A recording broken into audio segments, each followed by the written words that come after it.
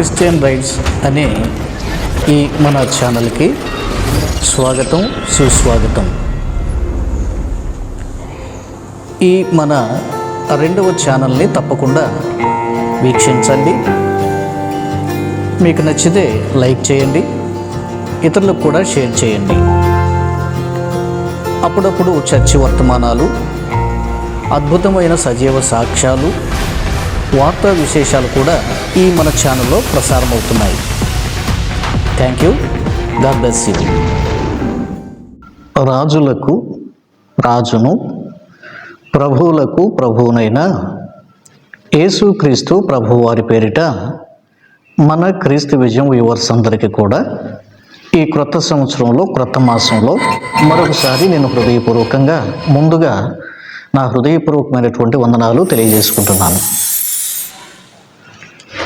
మీరంతా క్షేమంగా ఉండాలని, మీరందరూ బాగుండాలని, శారీరకంగాను ఆత్మీయంగాను వర్ధిల్లాలని, యేసుక్రీస్తులో ప్రతిరోజు ఆయన గడప యొద్ద కనిపెట్టే పిల్లలుగా మీరు జీవించాలని, ఆయన రాకడలో ఎత్తబడే సంఘంగా మనమంతా ఉండాలని నేను మనస్ఫూర్తిగా ఈ క్రొత్త సంవత్సరంలో మిమ్మల్ని అభినందిస్తూ తెలియపరుస్తున్నాను. మన క్రైస్తవ్యంలో కూడా తెరచాటున కొన్ని కుట్రలు, కుతంత్రాలు, దేవుని పరిశుద్ధమైన సంఘంలో, పచ్చని సంఘంలో చీడపురుగుల్లాగా బిహేవ్ చేసేటువంటి కొంతమంది వ్యక్తులు తెరమరుగున ఉంటూ, తెరచాటున ఉంటూ కథలు నడిపిస్తూ, లబ్ధి పొందుతూ, తెర ముందు నీతిమంతుల్లాగా వ్యవహరిస్తూ మంచి వ్యక్తుల్లాగా కనబడుతున్నటువంటి కొంతమంది ఉన్నారండి. వారిని మీరు పసిగట్టండి, ప్రార్థన చేయండి, అట్లాంటివన్నీ బాయ్కట్ చేయండి. అట్లాంటి వారి వీడియోస్, పోస్టులు చూడకండి. వారిని ఖచ్చితంగా సమయం వచ్చినప్పుడు ఖండించండి. నేనైనా సరే దేవుని దృష్టిలో తప్పు చేస్తే ఖచ్చితంగా నన్నైనా మీరు ఖండించవచ్చు. అలాగే ఎవరైనా సరే దేవుని దృష్టిలో మనం అంతా సమానమే. విశ్వాసని కానీ, సేవకుడని కానీ, చిన్నని కానీ, పెద్దని కానీ లేదండి. దేవుని దృష్టిలో. కనుక కొన్ని సందర్భాల్లో చిన్న పెద్ద వ్యత్యాసాలు ఉంటాయి. బట్ కొన్ని సందర్భాల్లో చిన్న పెద్ద వ్యత్యాసాలు లేకుండానే దేవుని సంఘాన్ని పాడు చేసే, దేవుని ద్రాక్ష తోటను చెరిపే నక్కలను పట్టుకోండి, గుంట నక్కలను పట్టుకోండి అని పరమగీతాల్లో మనం చూస్తాం. కాబట్టి ఆ పనిలో భాగంగా మరి నా మీద మానసికంగా ఒక వ్యక్తి దాడి చేశాడని, మానసికంగా నేను బాధపడ్డానని, కొంతకాలం వెయిట్ చేశానని, ఫోన్లే అని దేవుని పేరిట ఆ వ్యక్తిని నేను వదిలేశానని మీతో చెప్పాను. అయితే మరి ఈ మధ్య కాలంలో మరలా తిరిగి నా విషయాన్ని కరుణాకర్ దగ్గర ప్రస్తావించినప్పుడు నేను కలిగించుకొని, ఇది తప్పు, నువ్వు చేసే పని సోదరా అని చెప్పే ప్రయత్నం చేశాను. అయితే ఆ సోదరుడు తన తప్పును తెలుసుకొని సైలెంట్ అయ్యి, జరిగింది ఏదో జరిగిపోయింది, ఇంక ఈ విషయాలు వదిలేయండి అంటే విడిచిపెట్టేద్దాం అనుకున్నాను.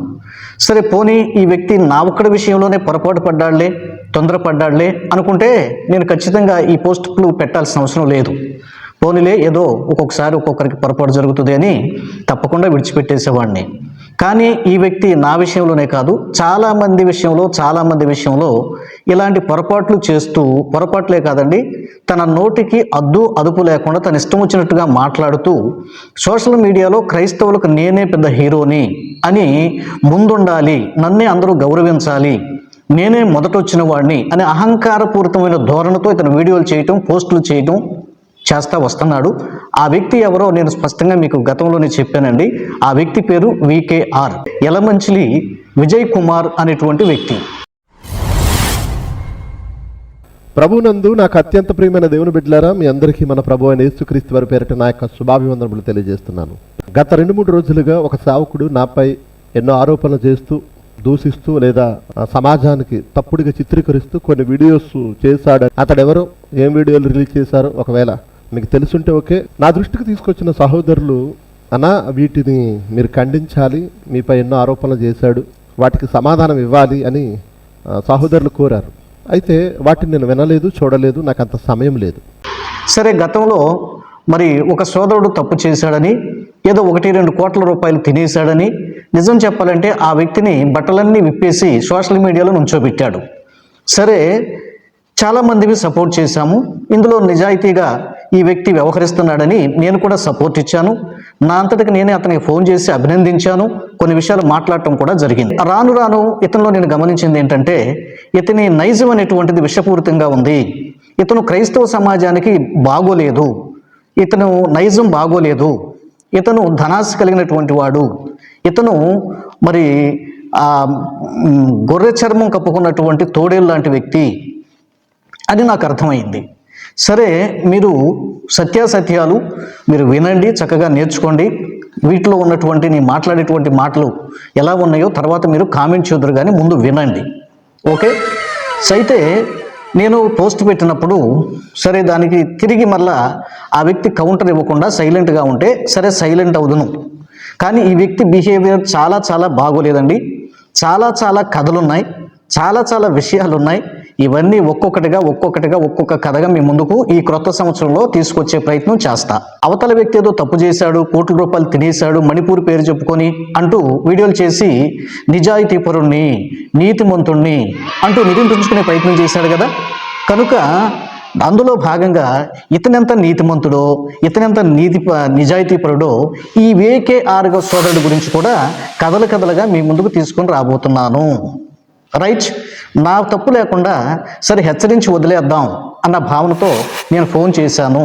గతంలోనే మీకు చెప్పాను, అతడు నా ఫోన్ లిఫ్ట్ చేయలేదు. ఓకే. కాబట్టి నేను వార్న్ కూడా చేశాను పోస్ట్ పెట్టినప్పుడు, నువ్వు మరలా రిప్లై ఇస్తే దానికి తిరిగి కౌంటర్స్ వస్తాయని చెప్పాను. అయినా సరే ధైర్యంగా మేకపోతుగా VKR మౌనంగా ఉన్నాడంటే అది అంగీకరించినట్టు కాదు అంటూ వీడియో పెట్టాడు. అసలు ఏం పెట్టాడు, ఏం మాట్లాడాడో చూసి ఆ తర్వాత కొన్ని విషయాలు మాట్లాడుకుందాం. ఓకేనా. ఇప్పుడు ఆ వీడియో ఏంటో మీకు చూపిస్తూ నేను దాని గురించిన వివరణ మీకు చెప్పే ప్రయత్నం చేస్తా. జాగ్రత్తగా విందాం.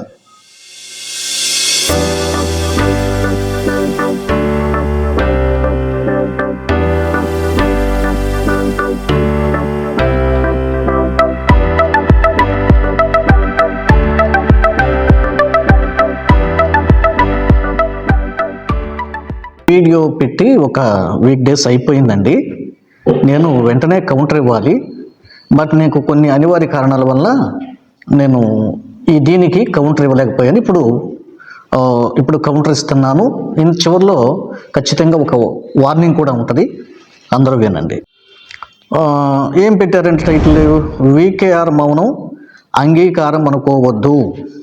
ఏముండోయ్, ఇతను నా పేరైతే ఎత్తలేదు, నా ఊరైతే ఎత్తలేదు, నా పిక్చర్ కూడా వేయలేదు, విషయం మాత్రం నాదే. అంటే ఇప్పటికీ మీకు అర్థమైపోయి ఉంటుంది, అతనుకు ధైర్యం చాలలేదు నా పేరు ఎత్తడానికి కానీ, నా ఊరు ఎత్తడానికి కానీ, నా ఫోటో వేయటానికి కానీ అతనికి ధైర్యం చాలలేదు. ఇక్కడే మీరు అర్థం చేసుకోండి. తప్పు చేసిన వాడి ముఖం నల్లగా ఉంటుందంట, మాడిపోయి ఉంటుందంట, ధైర్యం చాలదు. కానీ మేకపోతు గాంభీర్యం ప్రదర్శించాలి కదా. అందుకని టైటిల్ ఏం పెట్టాడండి ఈ సోదరుడు, VKR మౌనంగా ఉన్నాడంటే అంగీకారం అనుకోవద్దు అని పెట్టాడు. అయ్యి బాబోయ్, ఇక్కడంతా మనం భయపడి గడగడ వణికిపోతున్నాం ఆ టైటిల్ చూసి. సరే ఏంటో విందాం. ప్రభునందు నాకు అత్యంత ప్రియమైన దేవుని బిడ్డలారా, మీ అందరికీ మన ప్రభు అయిన యేసుక్రీస్తు వారి పేరిట నా యొక్క శుభాభివందనలు తెలియజేస్తున్నాను. ప్రియమైన దేవుని బిడ్డలారా, గత 2-3 రోజులుగా ఒక సేవకుడు నాపై ఎన్నో ఆరోపణలు చేస్తూ, దూషిస్తూ లేదా సమాజానికి తప్పుడుగా చిత్రీకరిస్తూ కొన్ని వీడియోస్ చేశాడని, అవి యూట్యూబ్ లో విడుదల చేశారని కొంతమంది. ఫస్ట్ రాంగ్ ఏంటంటే ఇక్కడ ఒక సేవకుడు నన్ను దూషిస్తూ అంటున్నాడండి. నేనైతే ఎక్కడ దూషించలేదండి. మీకు తెలుసు, నేను దూషించే వ్యక్తిని కాదు, నేను దూషకుడిని కాదు, హింసకుడిని కాదు. ఓకే. ఈ దూషించాడన్నమాట వెనక్కి తీసుకో బాబు. విందాం. సహోదరులు నా దృష్టికి తీసుకొచ్చారు. అతడు ఎవరు, ఏం వీడియోలు రిలీజ్ చేశారు, ఒకవేళ మీకు తెలుసుంటే ఓకే, తెలియకపోతే వాటిని పట్టించుకోకండి. నా దృష్టికి తీసుకొచ్చిన సహోదరులు, అన్నా వీటిని మీరు ఖండించాలి, మీపై ఎన్నో ఆరోపణలు చేశాడు, వాటికి సమాధానం ఇవ్వాలి అని సహోదరులు కోరారు. అయితే వాటిని నేను వినలేదు, చూడలేదు, నాకు అంత సమయం లేదు. నాకున్న పరిచర్య భారాల వలన, పరిస్థితుల వలన, ప్రయాణాల వలన నా పరిచర్యే జరిగించడానికి, వీడియోస్ చేయడానికి కానీ, సభలకు వెళ్ళడానికి కానీ నాకే సమయం లేని పరిస్థితుల్లో వాటిని ఏం వింటాం. పైగా నాపై ఆరోపణలు చేస్తూ సమాధానం చెప్పాలి అన్నా, నువ్వు ఖచ్చితంగా సమాధానం చెప్పాలన్నా అని పంపించిన వాళ్ళు ఎవరో చెప్పారంట. అసలు నాకు ఎక్కడ ఖాళీ ఉంది, ఎక్కడ ఉంది, నేను ఆ మీటింగ్కి వెళ్ళాలి, ఈ మీటింగ్కి వెళ్ళాలి, నిజమేనండి, నేను అన్న అక్కడికి వస్తాను, అన్న ఇక్కడికి వస్తాను, నన్ను తీసుకెళ్ళండి అంటూ ఏదో బ్రతిమాలుకొని మొత్తానికి నా డేట్లు అంతా కూడా టైట్ షెడ్యూల్ అని చెప్పుకోవడానికి, గంభీరంగా మాట్లాడుకోవడానికి, గంభీరంగా ఈయనకి తీరిక లేదని చెప్పుకోవడానికి ఈయన మాట్లాడుతున్నాడు అన్న సంగతి మనకి బాగా అర్థమవుతుంది. ఏమండి, సరే ఒకవేళ నిజమే అనుకుందాం, బిజీ షెడ్యూల్గా ఉన్నావు, లేకపోతే అసలు నీకు రావటానికి అవకాశం లేదు, చూడటానికి అవకాశం లేదు, మాట్లాడటానికి అవకాశం లేదన్నప్పుడు ఈ వీడియో కూడా చేయకూడదు. ఓకే, నీ వైపు తప్పు లేదనుకో, నువ్వు వెంటనే ఏం చేయాలంటే వెంటనే నీ మీద ఎవరైతే కామెంట్ చేస్తున్నారో ఫోన్ చేయాలి. ఓకే, నేనే నీకు ఫోన్ చేశాను కదా, ఎందుకు లిఫ్ట్ చేయలేదు? ఎందుకంటే నువ్వు దొరికిపోతావు కనుక. అర్థమైందా? నీ తెలివితేటలు నా దగ్గర చూపించాలని ప్రయత్నం చేస్తే ఎట్లా వికేఆర్ గారు? విందాం. అసలు వినలేదు కాబట్టి నేను వినదలుచుకోలేదు, అంతకంటే ఇవ్వదలుచుకోలేదు. కానీ ఒక సంగతి మాత్రం గుర్తు చేస్తాను. ఎందుకంటే సహోదరులు అన్నారు, మీరు మౌనంగా ఉండడం వలన అవి నిజాలు అనుకుంటారన్నా అని. మరి సహోదరులు మాట్లాడారు, మౌనంగా ఉంటే అవి నిజాలు అని అనుకుంటే ఈ రోజు నాపై ఎందరో ఎన్నో వీడియోస్ మాట్లాడారు, నాపై ఎన్నో ఆరోపణలు చేశారు. కానీ వికేఆర్, నువ్వు ఒక అసలు విషయం మర్చిపోతున్నావు. నీపై ఎన్నో వీడియోలు చేసినా ఏదో వేరే రీతిగా నువ్వేదో చేసుంటావు, నువ్వేదో వాళ్ళని ఏదో ఇబ్బంది పెట్టుంటావు, లేకపోతే నువ్వేదో వాళ్ళ మీద వీడియోలు చేస్తుంటావు, అందుకని నీ మీద వీడియోలు చేస్తుంటారు కదా. నేను అలా కాదు, పర్టికులర్గా ఆధారాలతో లిజన్ కేర్ఫుల్లీ, ఆధారాలతో నేను మాట్లాడాను.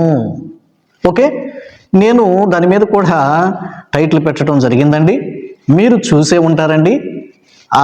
మరి చాలా అభ్యంతరకరంగా ఇతను మాట్లాడటం జరిగింది. జరగలేదా? జరగకపోతే నేను ఈ మాట అసలు వాడలేదు కదా అని చెప్పు చూద్దాం. ఏం మాట? నిన్ను మంచం పట్టిస్తా, నేను తెలుసుకుంటే నిన్ను మంచం పట్టిస్తా అని చెప్పావు. అనలేదా? అనలేదు నేను అని ధైర్యంగా వచ్చి చెప్పి ఒక్క మాట చెప్పు. అంటే నీకు ఎవరైతే వ్యతిరేకంగా మాట్లాడతారో వాళ్ళు నువ్వేం చేస్తావు? నీ మీద వీడియోలు పెడతా, నీ సంగతి బయటకు తీస్తా, నీ వ్యవహారం తేలుస్తా, నిన్ను మంచం పట్టిస్తా, నీ సంగతి తేలుస్తా. ఇది భజనండి. ఎవరు నీ మాటని ఎవరు లెక్క చేస్తారు? నీ మాటకి ఎవరు భయపడతారు? నువ్వు చేసే మోసాలు. ఎందుకంటే ఇప్పుడు నేను ఎందుకు మాట్లాడాల్సి వచ్చిందంటే వదిలేశాను నిన్ను. ఆఫ్టర్ ఆల్ నువ్వు నా దృష్టిలో, అర్థమైందా? నేను వదిలేసేసాను. కానీ వాంటెడ్గా కావాలని మళ్ళా నన్ను పలసన చేయటానికి కరుణాకర్ దగ్గర నువ్వు మళ్ళా కదిలించుకుని నా ప్రస్తావన చేశావు. అర్థమైందా? అందుకే నేను మళ్ళా కదిలించుకోవలసి వచ్చింది. ఓకే, ఇప్పుడు నీకు ఒక ఆప్షన్ ఇస్తున్నాను, వెరీ సీరియస్గా నీకు ఆప్షన్ ఇస్తున్నా. వికేఆర్ విను, తమ్ముడు విను. నాకు ఇదంతా అనవసరం. నీకు ఫైనల్ వార్నింగ్ అనుకుంటావో, బెదిరిస్తున్నాడు అనుకుంటావో, అదిరిస్తున్నాడు అనుకుంటావో, రిక్వెస్ట్ చేస్తున్నాడు అనుకుంటావో, ఏదో పోస్ట్ పెట్టేళ్ళు అనుకుంటావు, నీ ఇష్టం. నీ కథలన్నీ కథలగా ఓ సోదరుడు కథలు ఎట్లా నువ్వు చక్కగా డిస్ప్లే చేసి ఆధారాలు అన్నీ చూపిస్తూ మాట్లాడి ఇతను దొంగ, కోట్లు కాజేశాడు అని తేల్చేసావే, సేమ్ అదే పక్కీలో నీ సంగతి కూడా తేల్చబోతున్నాను. కాబట్టి ఇప్పుడు నువ్వేం చేయాలంటే పబ్లిక్లో నువ్వు వచ్చి నాది తప్పైపోయింది, ఆయన హెడ్డింగ్లో పెట్టింది కరెక్టే, ఆ మాట నేను తొందరపడి మాట్లాడాను, నేనేదో కోపంలో మాట్లాడేశాను అన్నని అని క్షమాపణ చెప్పు. అర్థమైందా? వదిలేస్తా. లేదనుకో, కాస్తంత ఆలస్యమైనా నీ కథలన్నీ నేను ఇప్పుడు అన్నీ రికవరీ చేసే పనిలో ఉన్నా, రీకలెక్ట్ చేస్తున్నా. అర్థమైందా? నీ సంగతులన్నీ సేవ్ చేస్తున్నా. నీ విషయాలన్నీ ఇప్పటికే ఎక్కడికి చేరాలో అక్కడికి చేరతా ఉన్నాయి. ఒక్కొక్కటి ఇంకా లిమిట్ అంటే బౌండరీ దగ్గరకు వచ్చినాయి. ఎక్కడికి వాటిని చేర్చాలో నాకు బాగా తెలుసు. ఓకే, కాబట్టి ప్రజల ముందు నువ్వు ఒక వ్యక్తిని బట్టల విప్పర్ల పాపం అన్యాయంగా ఏదో చేసిన పని నిజమే, అది తప్పే, కానీ నువ్వు ఏమాత్రం నేను సేవకుడిని కదా అన్న ఇంగిత జ్ఞానం మరిచి నీవు ఎట్లయితే వీడియోలు పెట్టి పోస్టులు పెట్టి ఆ వ్యక్తిని బట్టలోడు తీసి బజార్లో నుంచోబెట్టావో సేమ్ పరిస్థితి నీకు కూడా తెచ్చుకోబాక, నీది ఇంకా దారుణంగా ఉంటుంది. అర్థమైందా? సో కాబట్టి కథలుగా వస్తాయండి. వికేఆర్ నీకు వార్నింగ్ ఇస్తున్నాను. నువ్వు వెంటనే ఈ వీడియో పోస్ట్ అయ్యటం చూసిన వెంటనే నువ్వు చూస్తావు, నాకు తెలుసు. పైకి నేను చూడలేదు, నేను బిజీగా ఉన్నానని చెప్తావు. ఖచ్చితంగా నువ్వు చూస్తావు. చూసిన తర్వాత నాకు ఫోన్ చేయాలి. కనీసం సరే పోస్ట్ పెట్టడానికి నీకు సిగ్గు అయితే సరే, నేను ఒక అన్నగా వదిలేస్తున్నా. నాకు పర్సనల్గానైనా ఫోన్ చేసి అన్నా సారీ, నా గురించి వదిలేసేయి అని నువ్వు నాకు చెప్పాలి. చెబితే అప్పుడు నేను ఆలోచిస్తా. ఏమన్నా ఈ మాట నోట్ దిస్ పాయింట్. అప్పుడు నేను ఆలోచిస్తా ఏం చెయ్యాలి అని. నిజంగా నువ్వు చాలామందికి చాలా రకాలుగా అన్యాయం చేశావు, నువ్వు చాలామందికి చాలా రకాలుగా మోసం చేశావు. కథలన్నీ ఒక్కొక్కటి తీసుకొస్తా, నెమ్మదిగా అన్నీ వినిపిస్తా. అయితే కొంచెం టైం వెయిట్ చేయాల్సి వచ్చింది, అందుకే నేను వెయిట్ చేస్తున్నా అనివార్య కారణాల వలన. ఏమండో వినండి, ఈయన టోటల్గా ఇంకేం చెప్తున్నాడు? నాపై ఎన్నో ఆరోపణలు చేశారు, ఎంతో తప్పుడుగా చిత్రీకరించారు. నేను ఎంతో తప్పుడుగా చిత్రీకరించాను. నిలబడి ఉన్నాను, దేవుడే నా ఆధారం, దేవుడే నన్ను నిలబెడుతూ వచ్చాడు. కానీ మౌనంగా ఉన్నంత మాత్రాన అంగీకరించినట్టు అని మాత్రం అనుకోవద్దు. నిందలు నిజాలు కావు, ఆరోపణలు అవి వాస్తవాలు కానే కావు. నిజమే కావచ్చు, నిందలైతే నిజాలు కాకపోవచ్చు, ఆరోపణలన్నీ వాస్తవాలు కాకపోవచ్చు. నేను కాదంటలేదు తమ్ముడు. అయితే నేను చేసేవి నిందలు కాదు, నేను చేసేవి ఆరోపణలు కాదు. నీ చిట్ట అంతా సేకరించి అట్లా పెట్టి ఉంచాం. జాగ్రత్తగా విను. నిందలు కాదివి, ఆరోపణలు కాదివి, వాస్తవాలు. ఓకే, మీకేం సాక్ష్యాధారం కావాలా? వినిపించమంటా వాటిని కూడా తీసుకొచ్చి? ఓకే రైట్, విందాం. కాదే కాదు. కాబట్టి నేను మౌనంగానే ఉండదలుచుకున్నాను. ఎందుకనంటే గతంలో కంటే ఇప్పుడు నా బోధన విధానం కానీ, నా పరిచర్య కానీ, నా ఆలోచన విధానం కానీ, నా వే ఆఫ్ స్టైల్ కానీ, ఈ విషయంలో మాత్రం నువ్వు ఖచ్చితంగా మౌనంగా ఉండాల్సిందే. ఎందుకంటే నీకు ఇంతకంటే ఇంకంత ఇదంటారు చూసారా లోకంలో, నేను ఆ మాట అనలేను. నీకు ఇంతకంటే ఏదో సీన్ ఉండదంటారు చూసావా, నీకు ఇంతకంటే ఇక లేదు. అయిపోయింది నీ సంగతి, నీ స్థాయి ఏంటో నీకు తెలుసు. నేను కలిగించుకుంటే నువ్వు ఎక్కడికి వెళ్తావో నీకు తెలుసు. నేను కలిగించుకుని నేను మాట్లాడితే అవి ఎక్కడికి లోకడుపులోకి ఎట్లా దిగుతాయో కూడా నీకు బాగా తెలుసు. కాబట్టి నేను తలుసుకుంటే ఉన్నది ఉన్నట్లుగా పెట్టేస్తానని నీకు తెలుసు. అల్లాటప్ప కాదని నీకు తెలుసు. అందుకనే మౌనంగా ఉండి తీరాల్సిందే. సరే, విందాం. సమస్తము మీరు ఇప్పుడు చూస్తున్నారు. గతంలో అందరూ సేవకులను వారు దుర్బాధ చేసినప్పుడు ఖండించాను. క్రైస్తవానికి ఆటంకంగా ఉన్నప్పుడు ఆ సహోదరులను నేను బహిరంగంగానే వీడియోస్ రూపంలో గద్దించాను. వారి తప్పులను లేదా వారు చేసిన ఆగడాలను బయట పెట్టాను. వాటి వలన ఆ సహోదరులు ఏమన్నా మార్చుకున్నారా, ఆ సేవకులు ఏమైనా సరయ్యారా అంటే అది వారికి రైట్ గా ఉంది కనుక వారు ఆ బోధ చేశారు, అది వారికి రైట్ గా ఉంది కనుక అలా ప్రవర్తించారు. దానిని నేను ఖండించడం వలన వారు ఒప్పుకోకపోగా తిరిగి నన్నే తప్పుడుగా చిత్రీకరించిన సందర్భాలు చాలా ఉన్నాయి.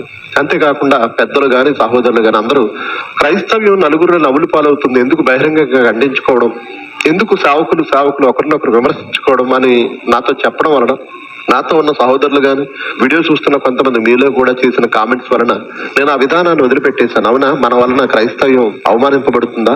మన వలన క్రైస్తవ్యం సమాజంలో అన్యుల మధ్య నవ్వులు. అది ఈయన నాలెడ్జ్ ఎంతో ఇప్పుడు మీరే అర్థం చేసుకోండి. అంటే ఎవరో కానీ చెప్తే కానీ ఇది బుర్రకెక్కట్లా. అర్థమైందా? ఇది ఇతని నాలెడ్జ్, అర్థమైంది? ఇది ఇతని యొక్క ఎక్స్పీరియన్స్. బాబు ఇలా చేయొద్దు, బాబు ఇలా చేయొద్దు, ఇది తప్పు, ఇట్లా విమర్శ చేయబాక, మన క్రైస్తవులు విమర్శ చేయబాక అంటే అర్థం కాల. పాపం ఎవరో 1-2 సార్లు చెప్తా ఉంటే మరి ఆ పెద్ద మహానుభావుడు ఎవరో, ఆ పేరు కూడా చెప్తే బాగుండేది. ఆయన ఎవరో చెప్తే, పెద్దోళ్ళు ఎవరో చెప్తే మీరంతా కామెంట్లు రాస్తే కానీ ఈయనకి జ్ఞానోదయం కలగల. అదంట నా మాట కాదండి, ఆయన మాటే. మనము దూషించుకుంటే మతోన్మాదులు గాని ఇతర సమాజంలో ఉన్న విరోధులు గాని నవ్వుకుంటున్నారా? అయ్యుండొచ్చని నేను ఆ విధానాన్ని మార్చుకున్నాను కదా. మార్చుకున్నానని మాట్లాడుతున్నావు కానీ ఎక్కడ మార్చుకున్నావు నువ్వు? మనం పలచం చేసుకుంటే మనకి అవమానం, దేవుని నామానికి అవమానం అని ఎక్కడ మార్చుకున్నావు? కరుణాకర్ ఫోన్ చేస్తే మీ విషయాలు ఏదో మాట్లాడుకోకుండా జాన్బాబు గారికి బైబిలే తెలియదని ఎందుకు చెప్పావు? ఏదో వాళ్ళ నాన్న పాస్ట్ గారు కాబట్టి అంత మాత్రం ఆయన గొప్పవాడైపోతాడా అంటూ ఎందుకు పలచం చేసావు పక్క సహకుడిని? బుద్ధి లేదా? జ్ఞానం లేదా? నువ్వు అన్నం తింటలేదా? పైకి ఒక నాటకం ఎందుకు, మళ్ళీ ఇంటర్నల్గా ఆ నాటకాలు ఎందుకు? ఇప్పటి నుండి ఇప్పటి వరకు పట్టించుకోవడం లేదు, వాటిని ఖండించడం లేదు. ఎందుకనంటే ఒకవేళ నాకు అందుబాటులో ఉంటే ఆ సహోదరుడితో మాట్లాడే అవకాశం ఉంటే మాట్లాడుతున్నాను. ఒకవేళ ఇద్దరు సేవకుల మధ్య అలాంటి సందర్భాలు ఎదురయ్యి విమర్శలు చేసుకు ఏమండో ఈ నీతి సూత్రాలు బాగా ఉల్లిస్తాడండి, ఒక్కడు కూడా పాటించడు. అందుబాటులో ఉంటే ఆ సహోదరుడితో మాట్లాడి దాన్ని సెట్ చేస్తున్నాడంట. మరి నేను అందుబాటులోనే ఉన్నానుగా, మరి నాకెందుకు ఫోన్ చేయలేదు? అసలు నేనే నీకు ఫోన్ చేశానుగా, ఎందుకు రిసీవ్ చేయలేదు? అంటే బయట చెప్పే నీతులు జనానికి, నువ్వు మాత్రం పాటించవు. ఎంత నీతికి చెప్తున్నాడండి. ఏదైనా విషయం వస్తే సహోదరులతో నాకు అందుకులో ఉంటే మాట్లాడి దాన్ని సెట్ చేసుకుంటున్నాను, మరి నాతో ఎందుకు చేయలా? నేను ఫోన్ చేస్తే ఎందుకు లిఫ్ట్ చేయలేదు? ఇతను పైకి చెప్పే మాటలు వేరండి, ఇతను చేసే జీవితం, ఇతని క్రియలు వేరండి. ఏముండో ఈ మాటలు నేను కాదు, బాగా ప్రాణ స్నేహితులు ఉన్నారు ఈయనతో, వాళ్ళే చెప్తున్నారండి. అర్థమైందా? బాగా ప్రాణ స్నేహితులుగా ఉన్నారే, జైల్లో ఉన్నప్పుడు కూడా ఆదరించి ప్రేమ చూపి డబ్బులు ఖర్చు పెట్టి డబ్బులంతా కుమ్మరించి అబ్బో ఇది కోసం మనం ఏదైనా చెయ్యాలని పాపం చేసేశారు. వాళ్ళ సమయాన్ని వృధా చేసుకున్నారు, డబ్బులు ఖర్చు పెట్టేసుకున్నారు, ప్రాణ స్నేహితులకు భావించారు. అట్లాంటి వాళ్ళందరినీ దూరం పెట్టేశాడండి. వాళ్ళందరూ కూడా ఇప్పుడు అతని నిజ స్వరూపాన్ని బయటికి తీసుకొచ్చి తెగ బాధపడిపోతున్నారు. ఇతని మాటలు వేరు, క్రియలు వేరు. ఇక్కడ ఏమంటున్నాడు? నేను సరి చేసుకుంటున్నాను, నాలో చాలా మార్పు వచ్చింది. ఎందుకు? ప్రజల యొక్క సానుభూతిని పొందడానికి. ఎందుకయ్యా ఇలాంటి వేషధారణ నీకు? కుంటే వారి మధ్యకు వెళ్ళి వారికి సర్ది చెప్పి వారికి సమాధానపరిచే ఆలోచనలు చేస్తూ వారిని కలుపుతున్నాను కూడా. క్రైస్తవ సమాజంలో సమస్య వస్తే మధ్యలోని కలిపేవా? అదిగో పలానా వ్యక్తిని నేను సహాయం చేశాను, లేదా ఇదిగో పలానా చర్చి పలానా విషయాల్లో ఇబ్బంది అయితే నేను ఎదుర్కొని వాళ్ళకి సహాయం చేశాను. పోలీస్ డిపార్ట్మెంట్ వాడితో నేను మాట్లాడాను, రెవెన్యూ డిపార్ట్మెంట్ వాడితో మాట్లాడాను, నేను వాళ్ళని సరి చేశాను, కుదిర్చాను. ఎవరో చెప్పు. మహా అయితే ఏం చెప్తాడు తెలుసా? ఏమండి, ఇప్పుడు ఈ మధ్య ఈ అమ్మతేజ ఇష్యూ ఒకటి ఉంది కదా, నువ్వేంటి దానికి చాలామంది మధ్యవర్తులు ఉండి వాళ్ళు కాంప్రమైజ్ చేశారు. అట్లాగే ఈ మధ్య మన విపి రెడ్డి గారితో పాటుగా డిబేట్ చేశాడు చూడండి ఆ వ్యక్తి, వీరబాబు, అతని పేరు ఏదో ఉందండి, జేమ్స్ బ్రదర్. ఆ జేమ్స్ బ్రదర్ విషయంలో ఏదైనా మాట్లాడయ్యా గొడవద్దని చెప్పుండొచ్చు. ఎందుకని? ఇక్కడ కూడా తన స్వార్థం ఉంది. ఈ విషయాలన్నింటిలో తన పాపులర్ అవ్వటానికి, మధ్యవర్తిత్వాన్ని నడిపించడానికి, అబ్బో సమాధానపరిచాడు అన్న అని చెప్పించుకోవటానికి మాత్రమే ఈ రెండు మాత్రమే ఏం చేశాడండి. ఇంకంతకు మించి నాకు తెలిసి అతనికి తెలిసి ఇంకేం లేవు. సరే చేస్తున్నాడు అనుకుందాం, మంచిదే. మరి నా విషయంలో ఎందుకు అలా చేయలేదు? నా విషయంలో ఎందుకు స్పందించలేదు? టప నోటుకు వచ్చినట్టు మాట్లాడేసి ఫోన్ పెట్టేసావు కదా. అర్థమైందా? ఈయన ఎంత తెలవగలవాడంటే విపరీతంగా తిట్టి నేను 4 అంటించేటప్పటికి అంటించి ఫోన్ కట్ చేశానండి. వీలైతే అవి కూడా బయట తీసుకొస్తా, వినండి. ప్రస్తుతం అప్రస్తుతం అయితే ఇక నాది అప్పర్ హ్యాండ్ అయిందని కట్ చేసిన మళ్ళీ ఫోన్ చేశాడండి. మళ్ళీ ఫోన్ చేసి మాట్లాడి ఆయన కట్ చేశాడు. ఎందుకు? నాది పై చేయి అన్నట్టుగా. అప్పుడు నేను సరే ఏంటి ఈయన పిచ్చి ఏంటి ఆనందం ఏంటని మళ్ళీ నేను ఫోన్ చేశాను. ఇక ఫోన్ ఎత్తలా.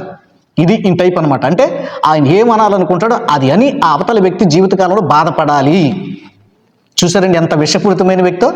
అది ఏదన్నా ఉంటే సెటిల్ చేసుకుని ఒక మాట అనుకుని దాన్ని సెట్ చేసి నీ పని నువ్వు చూసుకుని ఆ పని నేను చూసుకుంటా అంటారు సహజంగా దైవ సేవకులు. వీళ్ళు దైవ సేవకుల పేరుతో బ్రతుకుతున్నారండి అంతే. వీళ్ళ హృదయాలు మారవండి అంతే. ఇప్పుడిప్పుడే మారుతానా అంటూ 4-5 సంవత్సరాల నుంచి చెప్పుకొస్తున్నాడు. ఏం మారాడు ఏంటో నాకు అర్థం కావట్లా. ఇప్పుడిప్పుడే మారి ఈ వ్యక్తిని మీరు ఎట్లా ఫాలో అవుతున్నారో నాకు అర్థం కావట్లే అసలు. క్రైస్తవ సేవకులను ఎందుకు ఖండిస్తాను, ఎందుకు దూషిస్తాను, ఎందుకు వారిపై వీడియోలు పెడతాను? కాబట్టి నేను ఆ విధానాన్ని మార్చుకున్నాను. క్రైస్తవ సమాజాన్ని వ్యతిరేకిస్తూ లేదా క్రైస్తవ సమాజాన్ని చెడ్డగా చిత్రీకరిస్తూ సమాజం మీద ఏమండి ఎంత అబద్ధం అండి. ఇక్కడ ఏం చెప్తున్నాడండి? నేను ఎందుకు వీడియోలు పెడతాను, నేను ఎందుకు క్రైస్తవ వ్యతిరేకంగా నేను మాట్లాడతాను అంటున్నాడు. నువ్వు అనలేదా? నన్నే అంటివి కదా, ఆధారాలు కూడా ఉన్నాయి కదా.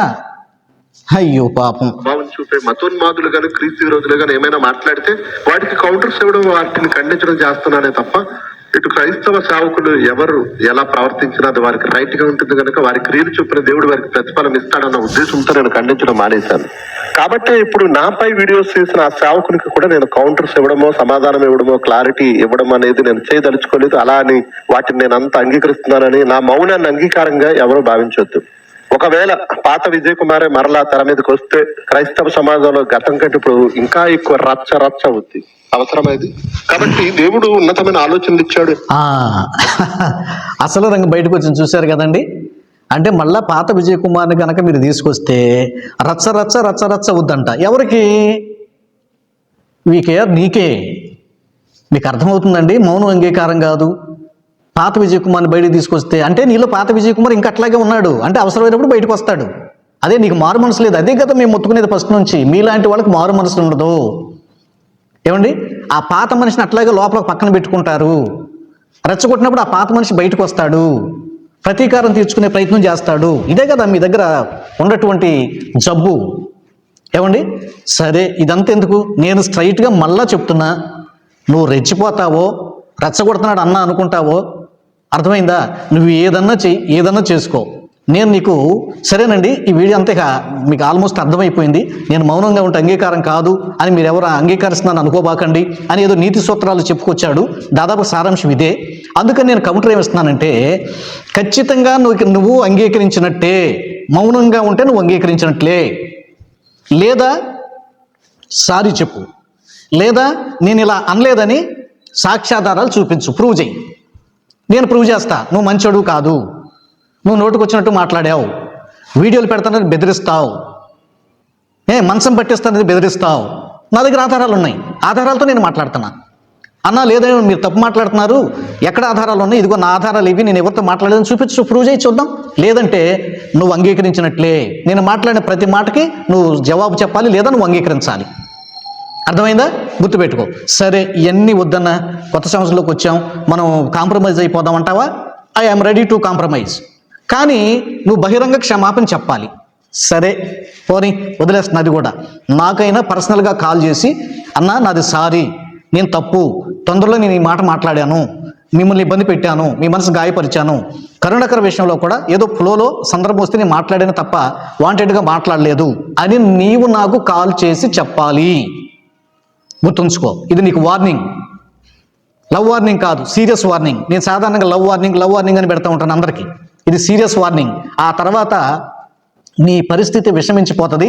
ఆ తర్వాత నేను ఏం చేయలేను, దేవుడు ఏం చేయలేడు, ఎవడు నిన్ను రక్షించేవాడు ఉండడు. నీ పాపమే నిన్ను పట్టుకుంటుంది. గుర్తుపెట్టుకో, బైబిల్లో ఉంటుంది కదా, నువ్వు కూడా చెప్తుంటావు కదా, మీకు మేలు కలగకుండాటకు మీ పాపమే కారణము. మరొక చోట ఏముంటుంది, నీ పాపమే నిన్ను పట్టుకొనును. గుర్తుంచుకో, త్వరలో నీ పాపం నిన్ను పట్టుకోబోతుంది. హెచ్చరిస్తున్నా, ప్రేమతో హెచ్చరిస్తున్నా ఇప్పుడు. కాబట్టి నువ్వు పబ్లిక్గా సారీ చెప్పాలి, లేదా కనీసం నాకు ఫోన్ చేసైనా నాది క్షమించన్నా, నేను నీ జోలికి రాలేదు, అదేదో పొరపాటు జరిగిపోయింది అని అయినా నువ్వు నాకు చెప్పి తీరాలి. లేదంటే ఇక నుంచి వారానికి ఒకటైనా సరే కథలుగా సీరియల్స్ వస్తాయి. ఏదో చిట్టా విప్పేస్తా, నా జోలికి వస్తే తేల్చేస్తా, తోలు తీస్తా అంటున్నావే, నేను రెడీగా ఉన్నా. దా నా చిట్టా ఇంటూ విప్పు, రా ఏదో తేల్చుకుందాంరా, సోషల్ మీడియాలో తేల్చుకుందాంరా. ఫోన్ ఎత్తట్లేదుగా నువ్వు, సోషల్ మీడియాలో తేల్చుకుందాంరా నాన్న. అర్థమైందా తమ్ముడు? సో నీ చిట్ట బొచ్చెడుంది, అది కూడా నాకు లేటెస్ట్గా తెలిసింది. అన్ని సమాచారాలు సేకరించి పక్కన పెట్టాం. అర్థమైందా? కాబట్టి ఇక నీ ఇష్టం, ఇంక నేనేం చెప్పలేను. పొద్దాక సారీ చెప్తావా, నీ కథలు ఒక్కొక్కటిగా నన్ను చెప్పమంటావా? అర్థమైందా? నేను నవ్వుతూ చెప్పినా సీరియస్గానే చెప్తున్నా. ఇది వార్నింగే, ఇది ఫైనల్ వార్నింగ్. ఇక నుంచి వచ్చే వీడియోలు నీ కథలతో నిండి ఉంటాయి. ఏమండోయ్, మన ఛానల్లో వర్తమానాలు వస్తున్నాయి, ఏదైనా విశేషాలు ఉంటే అవి వస్తాయి. క్రైస్తవ పక్షంగా కొన్ని విషయాలు మీతో చెప్తున్నాను, సాక్ష్యాలు కూడా అప్పుడప్పుడు అప్లోడ్ చేస్తున్నాము. ఇదిగో ఇలాంటి వ్యక్తుల గురించి కూడా చెప్పాల్సి వస్తుంది కాబట్టి అప్పుడప్పుడు చెప్తున్నాము. మతోన్మాదులకి ధీటుగా కౌంటర్ ఇస్తున్నాము. రకరకాలుగా దేవుడు నాకు ఇచ్చిన పరిచయం నేను చేస్తున్నా. ఓకే, అలాగే చర్చ్ సర్వీస్ చూసుకుంటున్నాము, ఇట్లాగే ప్రార్థన చేసుకునేటువంటి విధానంలో ఉంటున్నాం. అర్థమైందా? ఎవరో ఖాళీగా ఉంటారు కదా సేవకులంటే. అర్థమైందా? సో కాబట్టి నీకులాగా అక్కడ నలుగురిని కట్టడం అమ్మేసుకోవడం, అక్కడ నలుగురిని కట్టడం అమ్మేసుకోవడం, సంఘాలు అమ్ముకోవడం, వ్యాపారం బిజినెస్ చేయటం, అయ్యయ్యో ఒక్కొక్కటి బయటకు వచ్చేస్తుంది. నన్ను కదిలించొద్దు, తర్వాత చెప్తాలేండి, అన్ని విషయాలు బయటకు వస్తాయిలేండి. ఎవరు ఏం టెన్షన్ పడకండి. సారీ చెప్పాలి, లేదా నీ కథలు ఒక్కొక్కటిగా సీరియల్ లాగా వస్తాయి. ఇదే నీకు లాస్ట్ వార్నింగ్.